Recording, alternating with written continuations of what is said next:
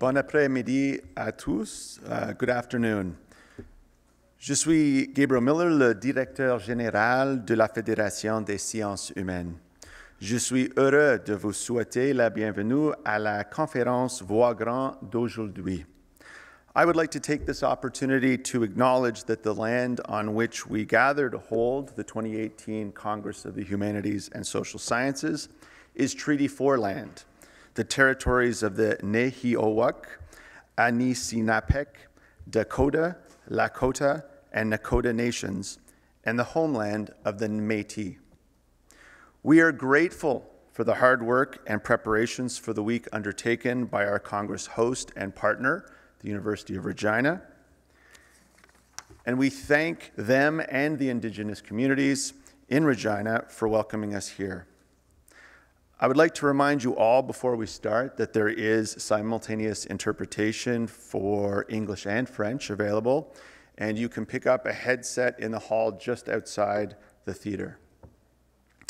Je souhaite remercier le Conseil des recherches en sciences humaines, la Fondation canadienne pour l'innovation et Université Canada pour leur appui de la série de causeries Voix Grand.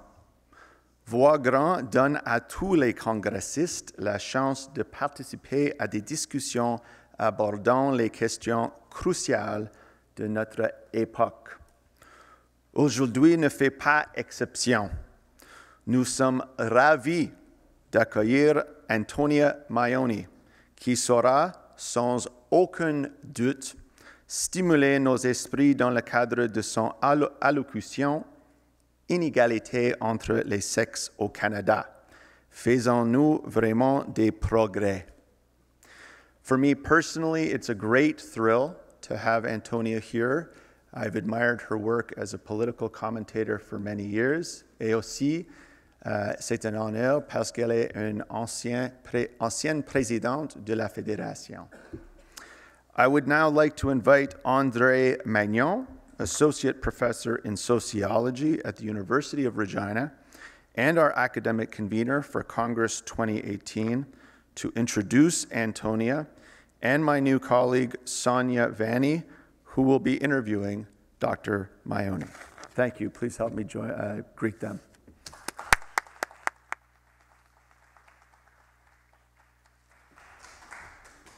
Merci beaucoup, Gabe. Bonjour à toutes et à tous. De la part de l'Université de Regina, je vous souhaite la bienvenue à cette causerie Voix Grand. Nous sommes vraiment très heureux de vous accueillir ici aujourd'hui. J'aimerais présenter notre conférencière pour l'après-midi, Mme Antonia Maioni. Mme Maioni est réputée dans les domaines de la politique canadienne et comparée dans les politiques de santé. Professeure titulaire au département de sciences politiques et à l'Institut des politiques sociales et de la santé de l'Université McGill, ainsi qu'ancienne présidente de la Fédération canadienne des sciences humaines, comme Gabe l'a mentionné. Elle a consacré sa carrière aux activités universitaires et à l'engagement public. En plus d'avoir été membre du conseil d'administration d'organisations telles que la Fondation canadienne pour l'amélioration des services de santé, l'Institut de recherche en politique publique et l'Institut canadien de recherche avancée, Mme Maioni a joué un rôle d'éducation publique et de diffusion de connaissances, entre autres par ses interventions fréquentes dans les médias nationaux, et continue à faire du mentorat auprès de la prochaine génération de leaders. Aidez-moi à souhaiter la bienvenue à Mme Antonia Maioni.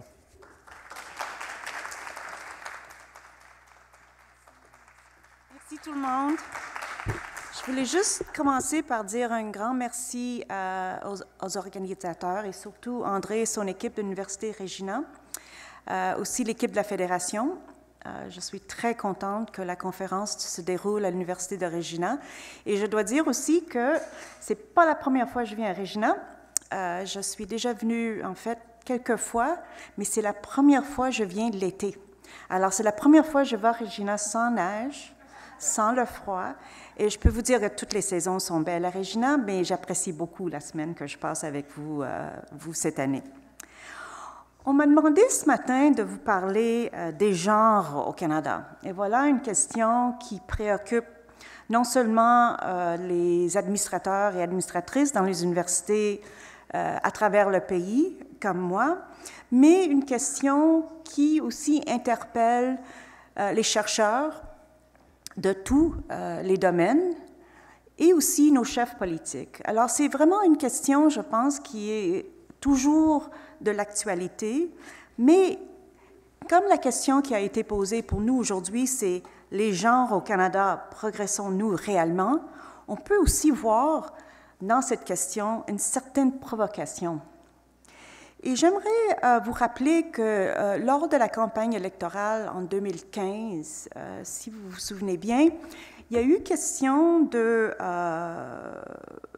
lancer l'idée d'avoir un débat sur les questions, on appelait ça le débat des femmes. Et je me souviens à cette époque-là d'avoir été un peu troublée par cette notion en tant qu'électrice, en tant que femme même, et en tant que chercheuse et commentatrice à ce moment-là dans les milieux politiques au Canada, qu'on trouve que ça soit important d'avoir un débat des femmes. En fait, le fait qu'il n'y a pas eu de débat de femmes pendant la campagne électorale m'a pas du tout ébranlée, m'a pas du tout choquée. Ce qui peut-être est plus surprenant, c'est que je tiens à préciser, c'est pas que j'ai pas un plus grand respect pour les organismes qui ont tenté d'en organiser un, mais la question de l'absence d'un débat des femmes, pour moi, était parfaitement acceptable. Et la raison pour ça, c'est parce que, d'après moi, ce n'est pas en collant une étiquette au débat que nous résoudrons efficacement les enjeux dans les domaines qui comptent pour nous, comme femmes, comme hommes, comme Canadiens et Canadiennes. Si on regarde les soins de santé, les affaires sociales, les politiques économiques, les politiques autochtones, je trouve que régler, si on veut, ou reléguer les questions de femmes à un débat séparé n'est pas vraiment un pas à l'avance, si on veut, sur la question des genres au Canada. D'abord parce que je trouve que c'est une question de perception.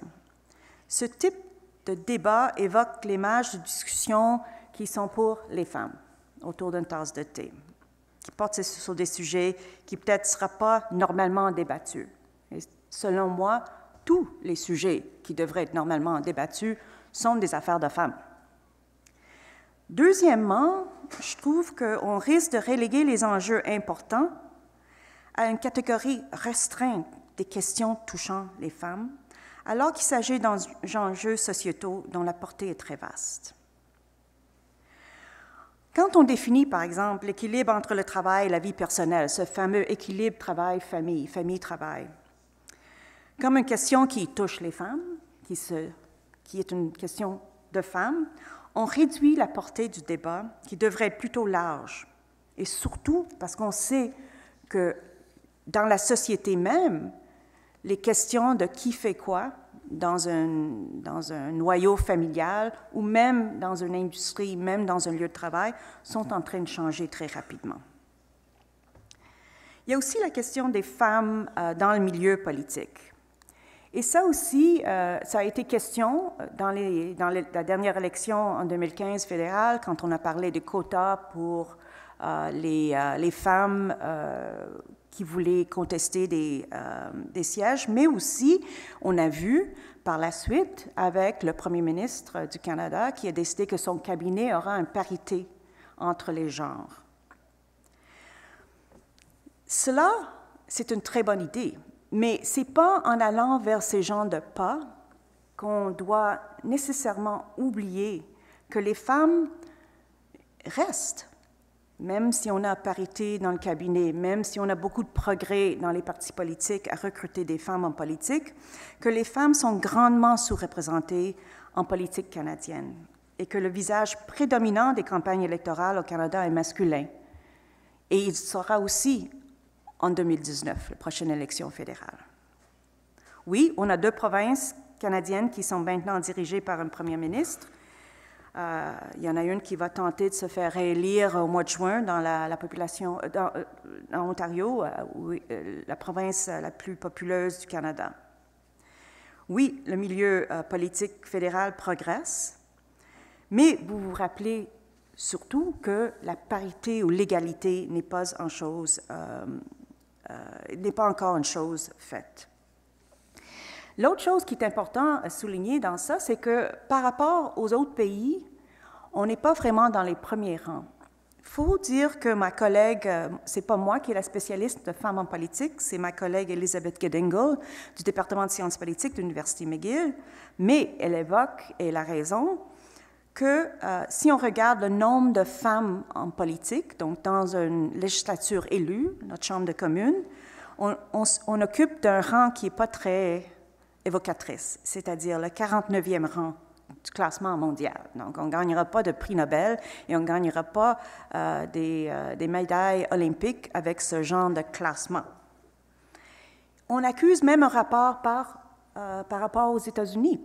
Alors, on a beau dire qu'il y a beaucoup de choses au Canada dans le système politique qui marchent mieux qu'aux États-Unis, il faut quand même se rappeler qu'aux États-Unis, la personne qui a tenté de se présenter contre Donald Trump était une femme. Et donc, si on regarde les échelons politiques américaines et le nombre de femmes en politique, ils nous dépassent d'une certaine mesure. L'autre chose qu'il faut aussi se rappeler, c'est que le Canada n'est pas seul parmi les pays démocratiques à ne pas avoir un chef féminine, pas avoir une femme à la tête du pouvoir, mais ça commence à être de plus en plus évident, de plus en plus, on regarde ça, là, de plus en plus, on commence à être le seul pays occidental où on n'a pas de femme qui dirige ni une parti politique qui est viable, qui pourrait prendre le pouvoir, ni avoir eu un premier ministre élu qui est femme. Pourquoi? On peut parler des questions institutionnelles, et donc il y a beaucoup de chercheurs qui parlent du fait que le système de pouvoir qu'on a au Canada avec un scrutin uninominal majoritaire limite la portée et l'accès aux femmes qui sont candidates. Ça peut être la réponse institutionnelle. On peut parler des raisons qui sont plus de la façon qu'on stéréotype les femmes dans les médias et communications, par exemple. On peut parler des réalités. Donc, on a quand même une société en évolution, mais il ne faut quand même pas oublier que dans la majorité des cas, c'est encore les femmes qui sont le partenaire qui a le plus de responsabilités quant à la famille et surtout aux enfants.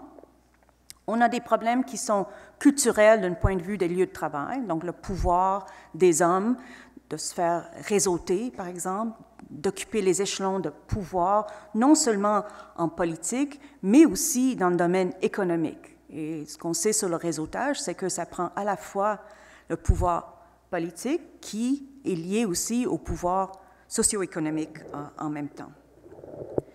Il y a aussi les pratiques des partis politiques. Et ici, un autre de mes collègues, Mélanie Thomas, a fait beaucoup de travail là-dessus avec ses collègues Marc-André Baudet et d'autres pour démontrer que maintenant, encore de nos jours, il y en a, quand on regarde des comtés qui sont faciles à perdre, comme on dit, là, on voit de plus encore de femmes dans les comtés où on les trouve des victimes de sacrifices, des sacrificial lambs, que dans d'autres comtés où les partis politiques qui nomment les femmes comme candidats ont plus de chances à gagner. Donc ça, c'est encore en jeu. Ça, c'est encore un enjeu important dans notre système politique.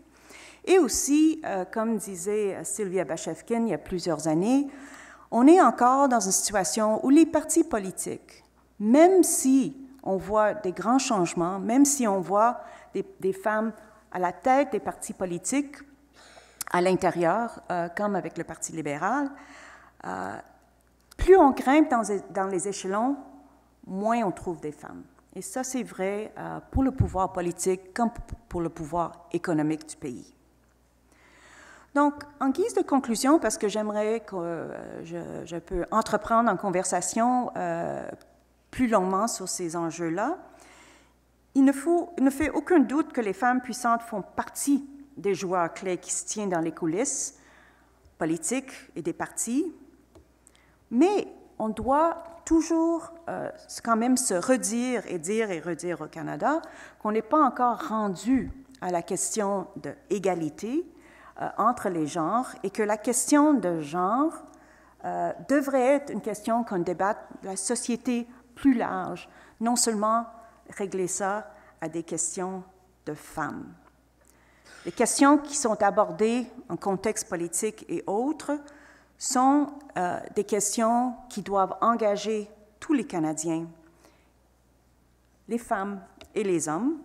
Et c'est pour ça que, selon moi, la question de genre est loin d'être terminée, mais la façon de l'aborder, c'est de l'aborder comme conversation globale. Merci beaucoup.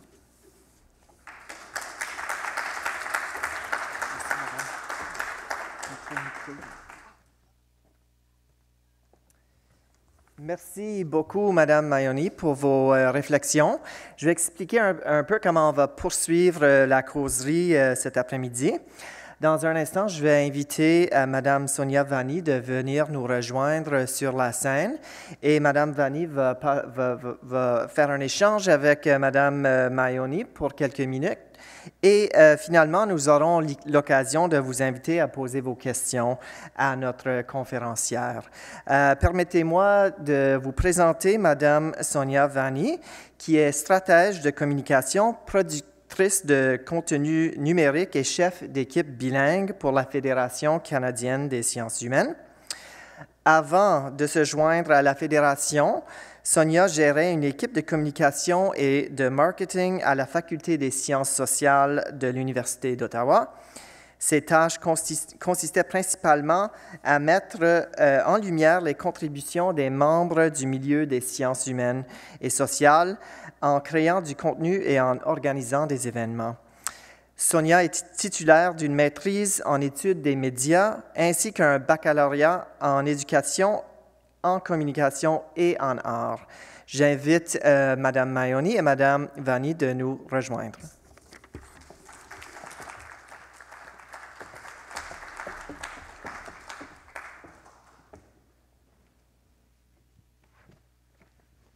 Nous voici. Merci, Mesdames et Messieurs, d'être des nôtres. En guise de contexte, certaines femmes au Canada ont obtenu le droit de vote en 1918 et le droit de se présenter en tant que candidate aux élections 2 ans plus tard, en 1920. Nous voici un siècle plus tard. Ces thématiques sont toujours de l'ordre, disons, de discussion publique. Peut-être qu'on pourrait se pencher d'abord sur cette question de représentation, ou plutôt de sous-représentation des femmes. Qui dit représentation des femmes en politique dirait en un premier temps qu'il s'agit peut-être d'une question de nombre. Bien qu'il soit nécessaire de se pencher sur l'établissement d'une meilleure représentation des femmes dont les chiffres témoigneraient, n'est-il pas aussi important de parler de la qualité de cette représentation? Quelles idées vous viennent en tête quand on parle de représentation nombre versus qualité? C'est sûr que la qualité n'est peut-être pas le meilleur mot à utiliser. Lorsque le professeur Thomas parle de la question des femmes qui sont victimes de sacrifices, par exemple, il ne fait pas référence à la qualité de la personne même, mais des chances de la personne de gagner. Et je pense qu'on devrait peut-être se pencher plutôt sur la question de statut.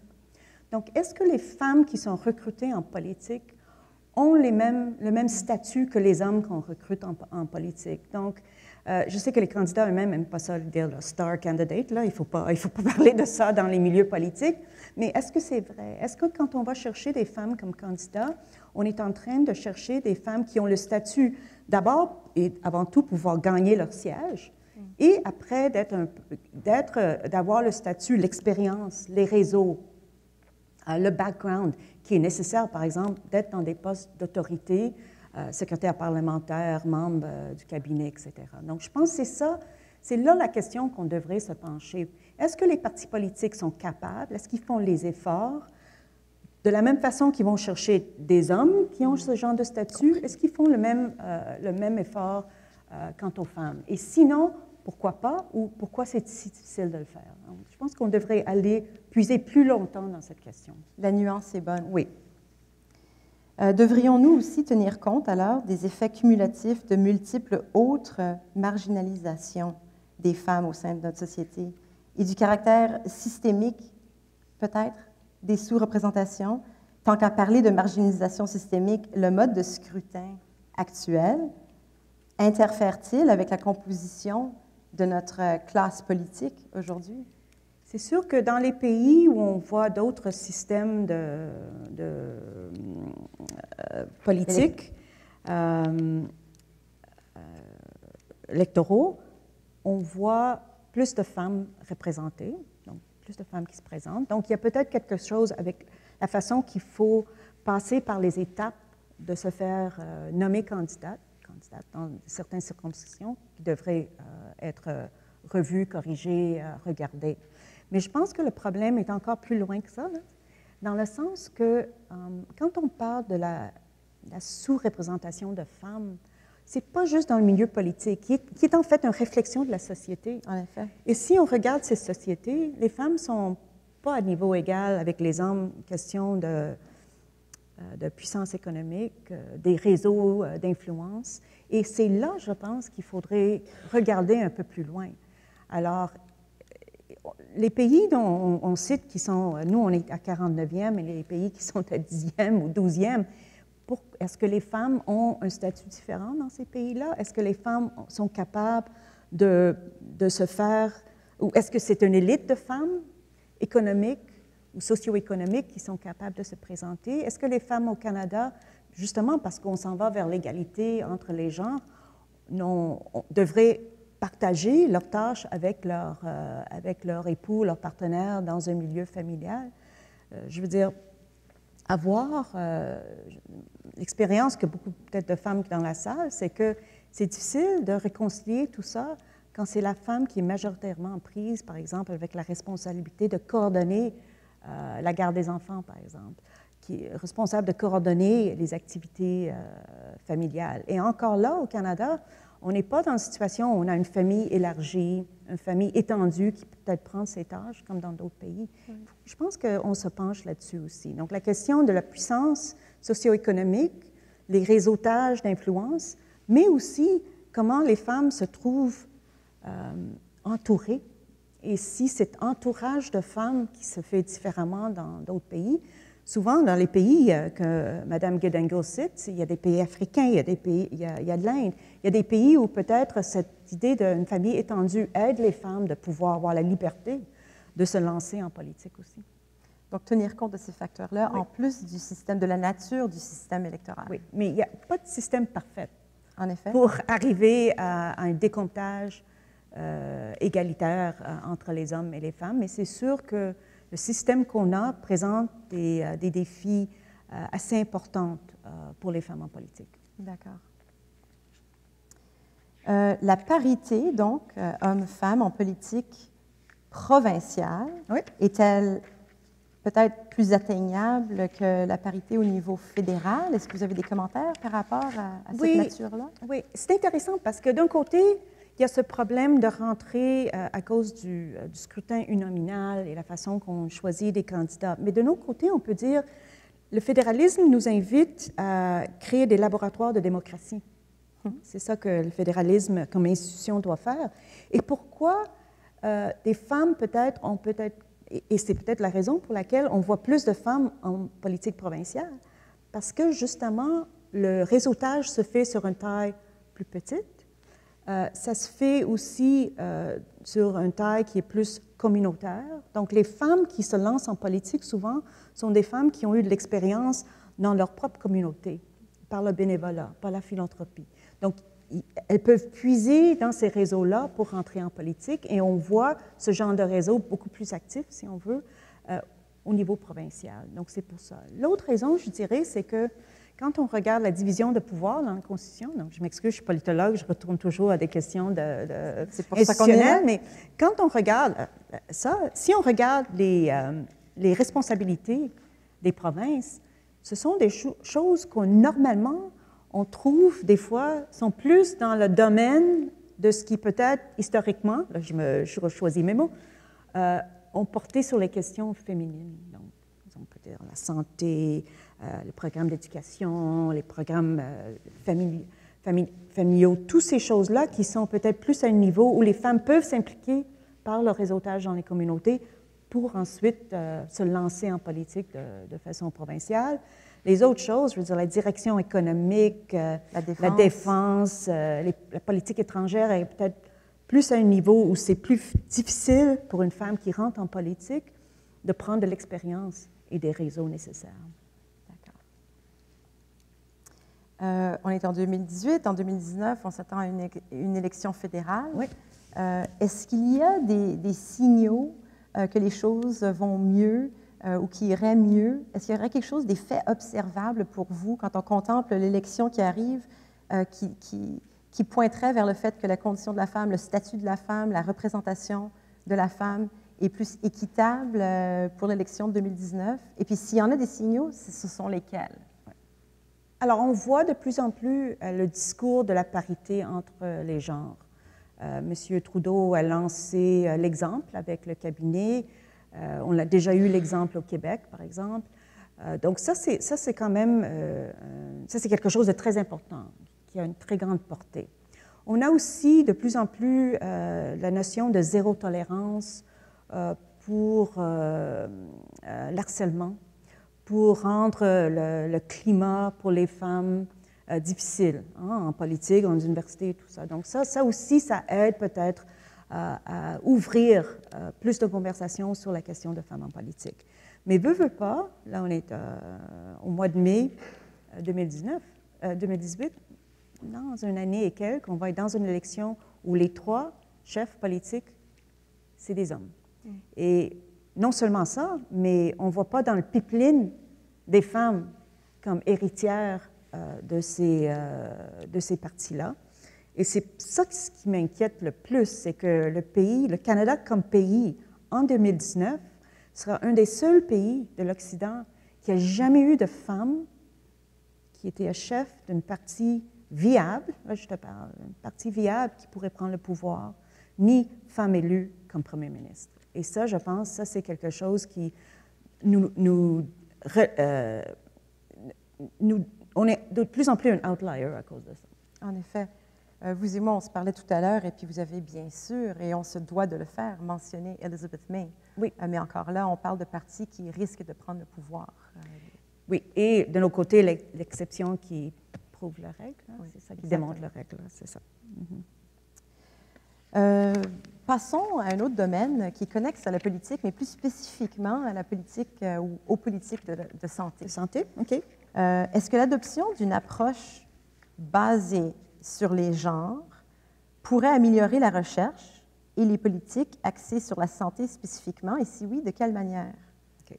Alors, je dois dire que comme chercheuse en politique de la santé, la question du genre n'était pas une question qui me motivait quand j'ai commencé mes études, mais il y a plusieurs raisons pour ça. Ce n'est pas la question que je me posais dans mes propres recherches, qui était plutôt parler de comment les institutions et les partis politiques ont fait en sorte que l'idéologie qui nous a amenés à adopter ce système universel sont venus en place.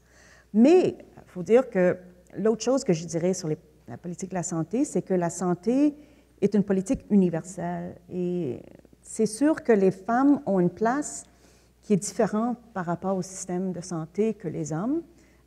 Elles vont avoir accès aux soins plus tôt dans leur vie, parce que pour la plupart des femmes, leur vrai contact, leur premier contact avec le système de santé, c'est par la maternité. Et donc, les hommes ont tendance à avoir un contact avec le système un peu plus tard dans leur vie. C'est sûr que mettre un accent sur les questions féminines est important parce que longtemps, les questions de femmes ont été reléguées un petit peu à l'écart. On passait plus de temps à penser, par exemple, aux crises cardiaques des hommes, chez les hommes que chez les femmes. C'est une maladie terrible pour les femmes aussi. Donc, je pense pour ça, on règle un petit peu les comptes de cette façon-là. Mais je me demande si c'est vraiment la meilleure façon de parler comment des politiques de santé séparent ce genre de filtre de genre. C'est sûr que maintenant, on voit que le gouvernement canadien fait beaucoup d'efforts à l'international sur les questions féminines parce qu'en santé publique, on voit que les femmes, les questions féminines sont très importantes. L'accès à la contraception, l'accès à l'eau potable pour les familles. Ce sont des questions où les femmes sont vraiment très, très présentes.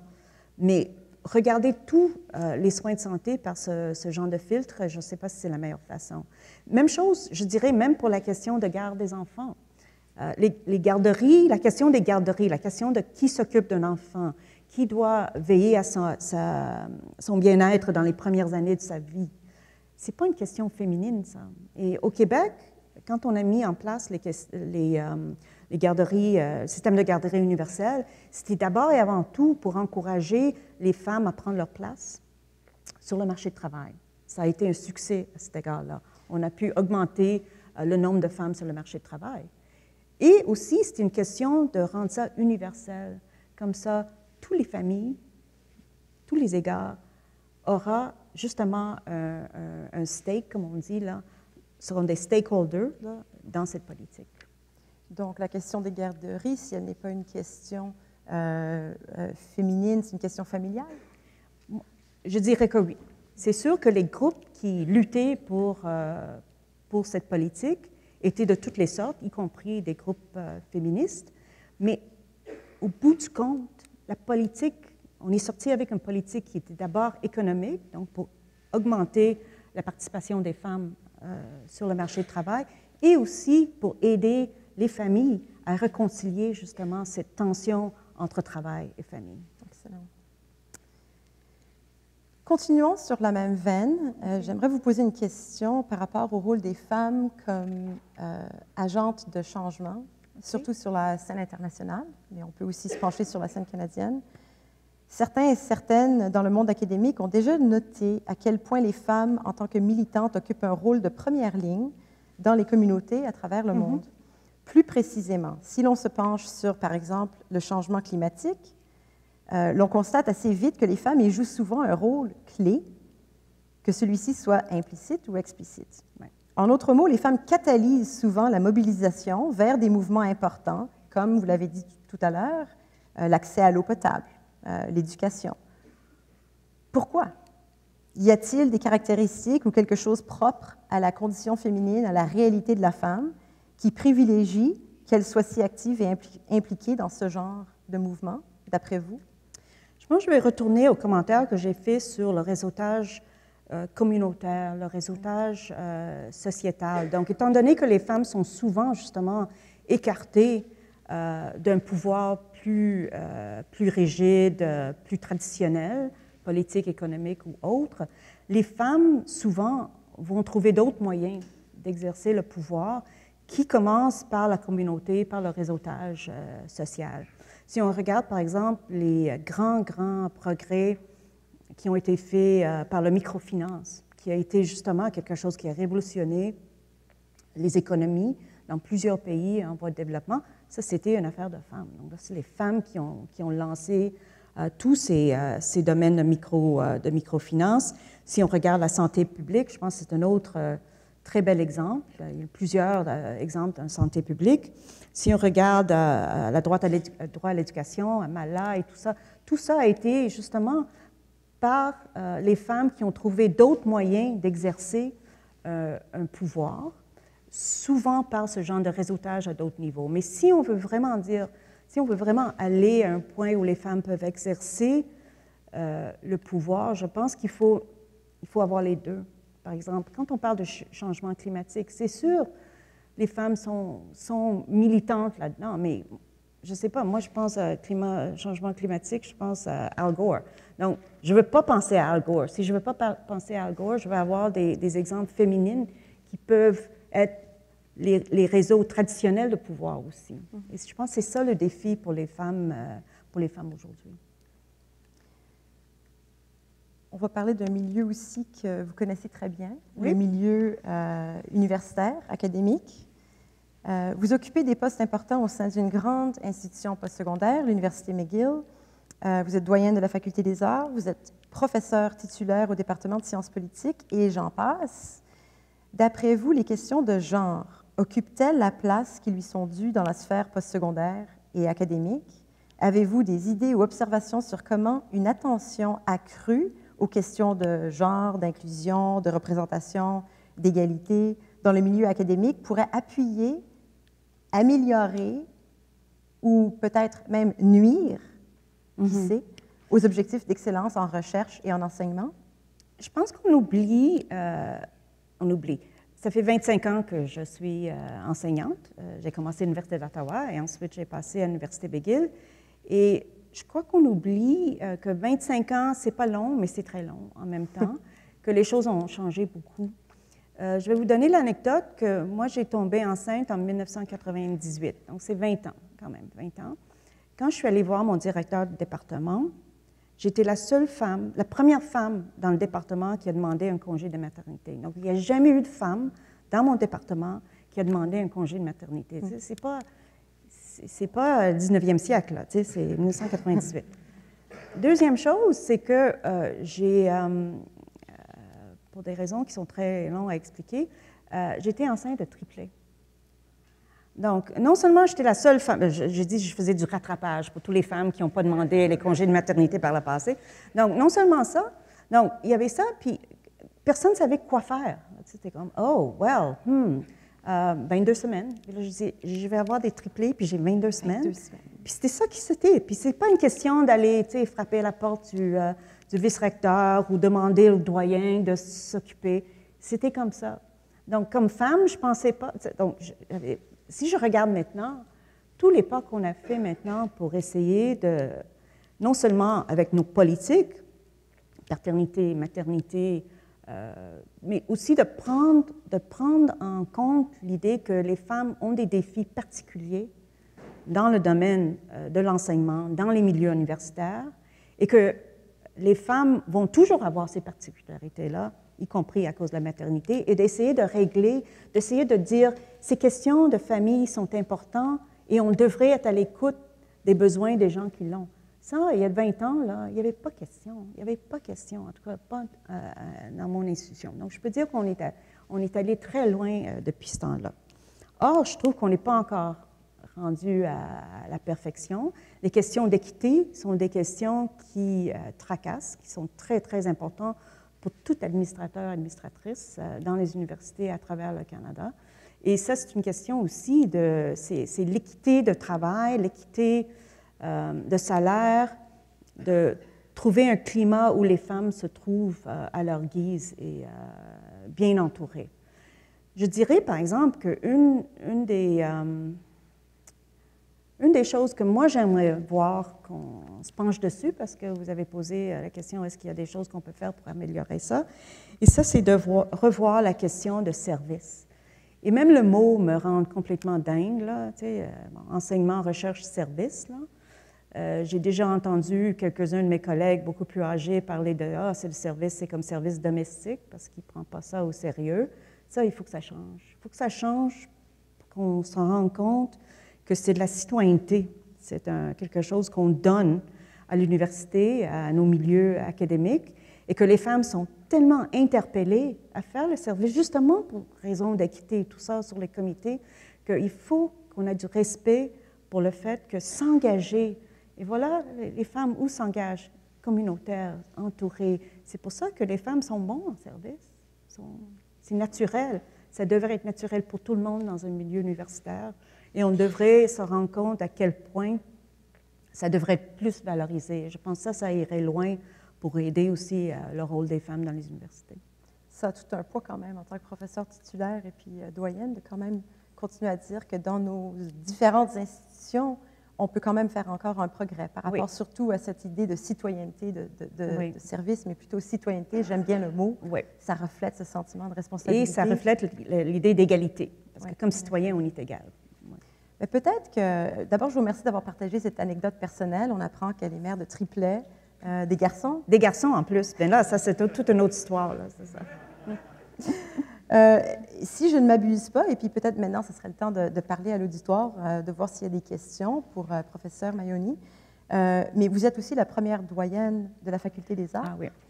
C'est une autre une autre anecdote que j'aimerais bien partager. Alors, quand j'étais nommée doyenne, on avait fait l'annonce, puis on n'avait pas mentionné que j'étais la première femme doyenne à l'Université McGill. L'Université McGill est une institution qui date quand même de presque 200 ans. Et comme on n'a pas mentionné, je me suis dit, c'est peut-être parce que ça vaut plus la peine de le mentionner. On a une principale qui est femme, la plupart de nos administratrices seniors sont femmes, donc peut-être on n'a plus besoin. Donc on est au-delà de la mention. Ou peut-être on a oublié. Donc je n'étais pas sûre. Et je ne suis quand même pas sûre à ce jour. Jusqu'à ce jour-là, si on avait juste décidé que ça ne valait pas, c'était pas important, ou qu'on a vraiment oublié que c'était assez important, le fait qu'il y a maintenant une femme pour la première fois qui est doyenne de la Faculté des Arts à l'Université de McGill. Intéressant. Peut-être que ce qu'on pourrait faire donc maintenant, si vous permettez, ce serait de prendre des questions de l'auditoire. C'est très intime, informel, donc on vous invite, il y a des micros, il y a 2 micros qui sont placés là. On vous invite à poser vos questions en français ou en anglais. It's possible to ask questions in French or in English. Professor Maioni has a few minutes to take questions from the floor. Oui, allez-y. Bonjour, Madame Maioni, merci beaucoup, merci pour vos paroles. J'aurais aimé vous poser une question concernant des groupes de pression dans notre système. Si je prends le temps de penser à chaque secteur qu'on a ici, soit les mines ou l'aéronautique, n'importe quoi, on a des groupes de pression là-dedans qui jouent un rôle assez important de pousser certains sujets. Et la seule groupe de pression que je connais, c'est Voix égale dans le domaine des femmes. Et je me demandais s'il y a un rôle important pour que les groupes de pression ou la manque des groupes de pression qui poussent des sujets qui touchent notamment les femmes, si ça joue un rôle ou non. Vos pensées. Merci. La question de quota est c'est controversiel et c'est divisif. Dans les institutions du savoir, dans les universités, je pense qu'on essaye on s'impose pas des quotas, en tout cas pas dans mon institution, parce que la mission d'une université est une mission académique. Et donc, quand on parle de la vision d'une mission académique, on passe par la question de l'excellence et de préparation et d'être capable de faire ce qu'on veut, c'est-à-dire la recherche, l'enseignement et le service. La question de quota est différente. Moi, mon idée là-dessus, c'est qu'on a assez de candidates excellentes, on a assez de candidats dans les milieux de diversité pour ne pas devoir être obligé d'utiliser des quotas. Et je trouve que si on regarde les universités, donc ça c'est une institution que je connais le mieux, à travers les années, on se rend compte que sur cette base-là, on a eu un certain succès. Est-ce qu'il y a un travail qui reste à faire? Absolument. Est-ce que c'est par les quotas qu'on va arriver à une parité ou à avoir plus de femmes, plus de diversité dans nos universités? Je ne suis pas certaine. Merci de votre question. Bonjour, je m'appelle Nicolas Katz. Je vais poser ma question à propos de l'élection à Ontario. Oui. En anglais. There's an election coming up in Ontario, and there's a female premier in the running. Do you feel that gender is playing a role in this upcoming election, and how could you tell us about your thoughts on that? So I'm wondering if Kathleen Wynne is going to write a book with the title "What Happened" after this election. I think it would be interesting to see that. I mean, one of the things that Kathleen Wynne has never shied away from is the question of gender and how, in fact, it's played itself out in her own political career for 2 reasons. I mean, the woman question, if you will, but also her own her own identity, her own sexual identity. So I think both of these questions are something that she has never shied away from saying are issues. And I think that it's probably a reason for what's happening, but as in what happened in the United States, I think it's very hard to draw hard and fast conclusions. So what I mean by that is I think we have to unpack the context of what's going on. The counterfactual isn't there, right? Because you can't really do that kind of an assessment. But Kathleen Wynne's issues, and I'm not an expert in Ontario politics, but Kathleen Wynne's issues are the issues of her own government and the government that she succeeded.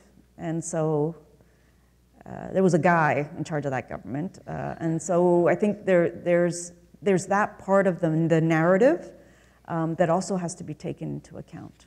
I'm sure that gender plays into it in some respect, and it'll be interesting to see what happens if the woman who heads the NDP is elected, Andrea Horwath. Then we may have another conversation about gender and that particular election. But certainly it's one of a number of contextual factors in this particular election campaign. Thank you. Une autre question? Merci beaucoup, c'était très intéressant. I guess I had a variation of the same question. My quarter century ago, I was at Massey College under Anne Saddlemeyer, and it seemed a very masculine place with the first time they had a female master. And I was just all around you heard, especially men, but some women, is saying, it doesn't seem like a natural leader, you know? And there was this sort of picky about, you know, there was something inauthentic about her as performing leadership. And ever since then, I just feel like, as you say, it's hard to do the counterfactual, but everywhere I've gone, I feel like, you know, is this particular woman a strong, a persuasive leader? And the evidence can be very much that she's not doing a good job, but the evidence can also be very much that there's people that aren't willing to see women in a leadership role because there's a certain amount of bias there. I didn't find all the arguments as persuasive then at Massey, and I haven't found them as persuasive since. But as you say, it's very hard to know this, but if it's true, then we do need not just global politics, but, you know, there's a special problem with getting women's claims and perspectives out there. But I'm not, you know, I don't know how to test it or advocate for it. I just wonder if we push that a little bit, what you might say. So again, this is more of a sociology question, but some of the data that Melanie Thomas and others have put together about voters' perceptions of women show that in Canada we're not as enlightened as we think we are. And in that sense, we don't look that very different than Americans. And in some questions, we actually do seem less enlightened on the question of whether women are better able to perform leadership roles in political systems, or whether people have confidence in women as leaders. So, I mean, there's the narrative that is what we hear, and then there's the reality of what we actually can measure. And so there is a lot of work to do in society, so society-wise, about these stereotypes that we may have about women. And I think that that's, you know, I think that women who don't go into politics, so we always interview the women who do go into politics, right? But if we interviewed the women who don't go into politics, I think we'd find some of those concerns that you've just raised as a reason why, as sort of, this is not a place where I can be heard, or this is not a milieu where being a woman works for me, it works against me. I think you will find women who have leadership talents in a wide variety of areas may not think that politics is the place where they can actually exercise them because of the relentless media exposure, because of these underlying societal tendances that we see in public opinion as well. Thank you for your question. Est-ce qu'on peut même parler d'un problème de rétention ou de durabilité pour les femmes qui décident de faire le saut? Ça, c'est une très bonne question, parce que une des questions, c'est combien de femmes il y a en politique, puis l'autre question, c'est combien de femmes décident de se faire réélire ou se font réélire en politique. Et donc, la fameuse question de Mme Wynne sera peut-être là-dedans aussi. Et ça, je pense que là, on est juste au début de savoir si on fait vraiment les changements qu'il faut. Et je veux juste donner une autre anecdote, si je peux, de Corrina Gould. Donc, Corrina Gould, qui est le ministre pour la réforme démocratique des institutions, vous connaissez peut-être, est la première femme, je pense, qui est membre du cabinet, qui a eu une congé de maternité, justement. Alors, moi, j'étais la première femme dans mon département. Karina était la première femme dans le cabinet dans le cabinet des ministres. Karina était une de mes étudiantes à McGill, et je me souviens que quand elle a décidé de se lancer en politique, on lui disait, bon, ben ça c'est très jeune, se lancer en politique si jeune, en voulant dire, c'était quoi la durabilité d'une femme qui se lance en politique dans la vingtaine? C'est pas comme Jean Charest qui se lance dans la politique dans la vingtaine comme homme, mais comme femme, quand on se lance dans la politique si jeune, qu'est-ce que ça veut dire?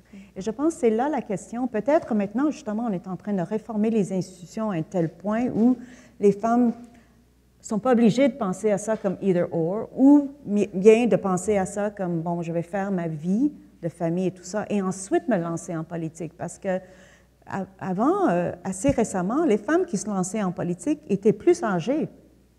Donc, c'était les femmes qui avaient déjà eu leurs enfants et tout ça. Même dans les universités, on voyait les femmes qui étaient plus âgées, qui avaient déjà fait une partie de leur vie, et là, se lancer dans une autre, deuxième carrière.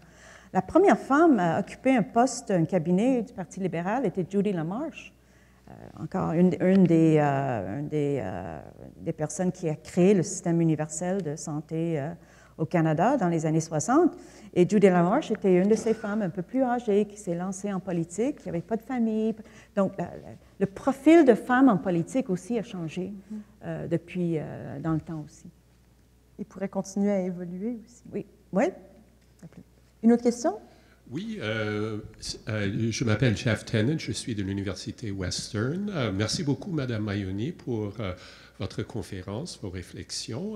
Une question, en fait, qui fait un peu suite à la question posée tout à l'heure sur le rôle des groupes de pression, mais je voulais poser une question sur le rôle d'entités plus spécifiques, à savoir le mouvement syndical, les syndicats au Canada, okay. Et le rôle historique, actuel et futur dans l'avancement de la cause de l'équité de genre. Voilà vos réflexions là-dessus. Merci. Merci. Alors, si on regarde l'histoire syndicale, donc moi je ne suis pas experte des syndicats, mais j'ai étudié l'histoire syndicale au Canada. Ce qui est très intéressant dans l'histoire syndicale canadienne, c'est l'accent qui a été mis beaucoup plus souvent même que, je dirais, le mouvement syndical américain, sur l'universalité. Donc, la question que les droits des travailleurs sont des droits universels. Et ça, je pense, c'est très important dans un débat sur l'équité, parce que ça veut dire que être travailleur, c'est pas le fait... Donc, être travailleur, c'est pas être travailleur, homme de famille, breadwinner, tout ça, mais c'est la question d'être travailleur ou travailleuse, justement. Ça, c'est l'équité, ça, c'est la base sur laquelle on devrait se lutter. Et si on regarde les partis politiques qui ont été le plus influencés par le syndicalisme canadien, sont des partis, justement, où on voit le plus de discours autour de la question d'équité. Donc, le Nouveau Parti démocratique, le Parti vert. Donc, les partis, justement, qui avaient ce côté plus syndicaliste, je dirais même au Québec, le Parti québécois. Et si on regarde les origines et les racines du Parti québécois, le lien avec les groupes syndicalistes ont été très, très importants, très transformateurs. Encore, je retourne sur l'exemple de la question de les garderies au Québec. Je dis ça parce que, justement, mon nom est sur un papier sur l'évolution des garderies au Québec qui va être présenté lors de l'Association canadienne sciences politiques par mon étudiant Olivier Jacques. Voilà mon plug. Mais justement, c'est dans ce papier-là qu'on fait appel aux idéologies, les idées qui entourent ces genres de réformes assez importantes. Mais au Québec, c'était les syndicats qui étaient derrière la poussée vers les garderies universelles, justement parce qu'ils étaient influencés par ce discours d'équité. Donc, c'est pour ça que je trouve que votre question a beaucoup de sens. Et on voit ce côté syndicaliste canadien qui est assez important parce que souvent lié avec les questions d'équité et souvent lié avec les partis politiques aussi. Merci. Oui, question ici. Question? Hello, thank you. My name is Jackie. I'm from Ryerson University. Thank you for this conversation today. One thing I've noticed in the States, or that we hear of in the media, is that in response to Trump, many, many more women, especially diverse women from diverse groups, are coming forward to run in primaries and so on. And so there's a reaction too. In Canada, we now have a prime minister who purports to be a feminist, and so maybe there's less of an urgency to run because he's got it covered. So we had this kind of urgency, but for different reasons. When Harper was our prime minister, an urgency around Indigenous issues and the environment, and yet some of those things are status quo. Do we need something terrible to happen to generate this kind of urgency among women to come forward? Because it just seems that we continue to have these conversations about what will encourage more women to run. And it seems that, as one example, we need to be flat out horrified by what's happening in order for us to run. Yeah, yes, I mean, the situation in the United States is obviously very different. The electoral system and the party system itself are very, very different as well. I think in Canada there are two things. One is maybe this sort of collective, we don't need to go there, we've got it covered. That doesn't really shake my world because, you know, I think we really do have to think about what the optics are of what we do, and I don't see that as, we're not there yet. We've also have political parties that have been more ideologically diverse in the sense that there's a place for the left in Canada that there hasn't been in the US as well. So maybe there's sort of a sense of political, so the idea that the ideologies that we cover, we're not necessarily covered, but we have a better range of representation of different diverse ideologies in our party system. So that may also be the reason why we feel less of an urgency. But I think the question about getting women to run in political office is also, why do we get men to run? Where do the men come from who run for political office, right? And I think that's where you have to think about it as not just a gender question, but really more of a question about networks of influence and so this question of, I don't know if stature is the right word, but women who will go into politics because of what they're doing, right? So that, you know, the sort of the so-called captains of industry in the past. Well, where are the female captains of industry who are deciding that they need to take a leadership role? Where are the women who are very influential in their own social groups, in their philanthropic organizations, in their educational organizations to come forward as well? I think that's a bigger question. So the question is not just the number of women, but the collective bang that the power of those women can have.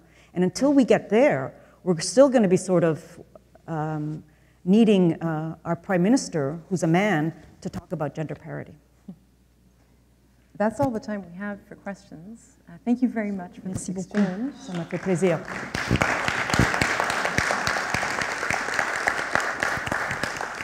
Merci bien Antonia Maioni et Sonia Vanni de vous être jointes à nous cet après-midi. J'ai un petit cadeau à vous présenter. Acceptez ces petits cadeaux de la part de la Fédération en remerciement de votre participation. Merci beaucoup. Merci André, c'est très gentil. Merci. Oh, c'est bon. On behalf of the University and the Federation, I would like to thank the Big Thinking Series sponsors, the Social Sciences and Humanities Research Council, Universities Canada, and the Canada Foundation for Innovation. I hope to see you all at our Big Thinking events throughout the rest of the week. It continues to be an all-women Big Thinking series, of which we are very proud. Tomorrow's Big Thinking lecture features Ala Murabit, who is CEO of the Omnis Institute and UN High-Level Commissioner on Health and Economic Growth, who will be discussing emerging security issues and how women's local leadership drives sustainable change. That event will take place in English with simultaneous translation available and will be here in the University Theatre at 12:15. All of our Big Thinking lectures are videotaped, and I invite you to access them online on our Congress website. Merci à vous toutes et tous dans l'auditoire. Je vous souhaite une excellente journée. Merci. Have a great day.